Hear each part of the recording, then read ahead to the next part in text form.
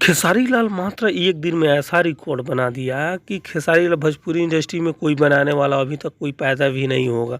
खेसारी लाल का अगर आप भी फैन है तो चैनल को आप सब्सक्राइब जरूर करें। जैसे खेसारी लाल का कल एक गो सॉन्ग आया था तबला, जैसे तबला आया था तो अभी इनका लगभग 6.2 मिलियन है और ट्रेंडिंग नंबर 2 पर चल रहा है, जो इनका भोजपुरी इंडस्ट्री का सबसे बड़ा कहा जाएगा, क्योंकि भोजपुरी इंडस्ट्री में कोई ऐसा गायक नहीं है कि ऐसा करे। भोजपुरी इंडस्ट्री जैसे इनको इसलिए नहीं कहा जाता है जैसे ट्रेंडिंग मशीन, ये ट्रेंडिंग मशीन जैसे कोई भी अगर निकाल दे तो बस एकदम हिट एकदम चला जाता है।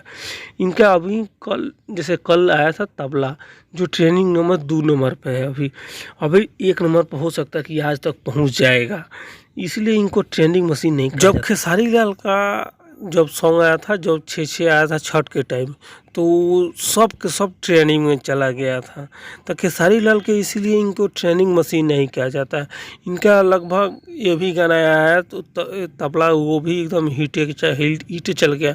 इनका जैसे एक और फिल्म जैसे चल रहा है बोल रहा था बोल, वो अभी कभी जैसे कमाने के मामले में अभी भोजपुरी इंडस्ट्री में अभी तक कोई नहीं है।